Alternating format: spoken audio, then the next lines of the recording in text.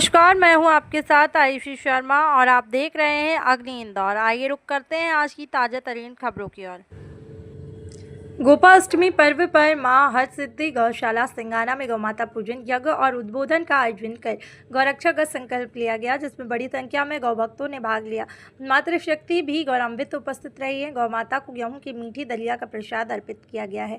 मंचे कार्यक्रम में उद्बोधन व काव्य पाठ में कविराम परिंदे ने गौ शब्दों की वैदिक व्याख्या करते हुए कहा है कि गौ शब्द का एक अर्थ इंद्रिया भी होता है और मानव को अपनी समस्त इंद्रियों पर नियंत्रण रखना चाहिए तथा अष्टधा प्रकृति को हम समझ सकेंगे।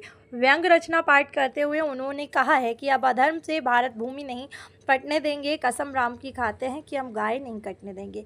ज्योतिष डॉक्टर कविता शर्मा ने गोपाष्टमी पर्व के आरंभ में होने की कथा सुनाई। आपको बता दें कि गायत्री मंदिर पुजारी महेश राठौड़ ने गौ माता और विश्वरत्न की कथा सुनाई। हनुमान भक्त देवा बाबा जी मंचस्थ रहे हैं और प्रातः प्रारंभ हुए हवन में उपस्थित गौ भक्तों ने आहुति डाली है। पंडित प्रकाश खोड़े ने भी पूजन हवन संपन्न कराया है।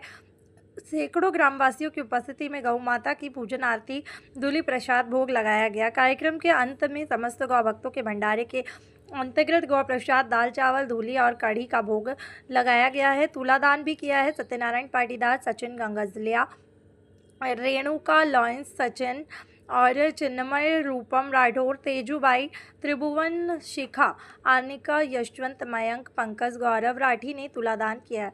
उपस्थित जनमानस ने गौ सेवा और गौवंश की रक्षा का संकल्प भी लिया है। मंत्र है हमारे जो प्राचीनतम ग्रंथ है वे वेद है।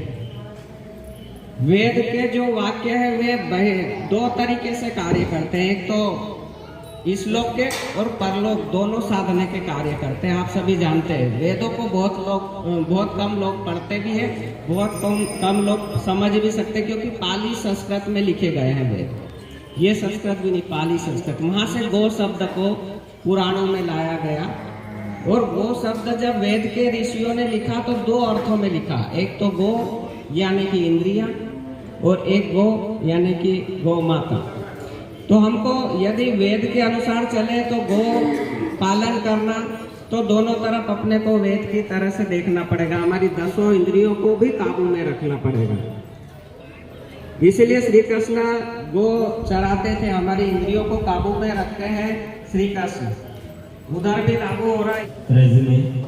गो माता के श्री चरणों में बैठे हुए ग्राम सिंगाना के समस्त गौभक्त, श्रद्धावान, आस्थावान, संवेदनशील माताओं, भाइयों, बहनों एवं मंच पर आश्रित हमारे सभी साथियों, गोपाष्टमी ये दिन बहुत ही पावन और पुण्य पवित्र हम इसे कहते हैं।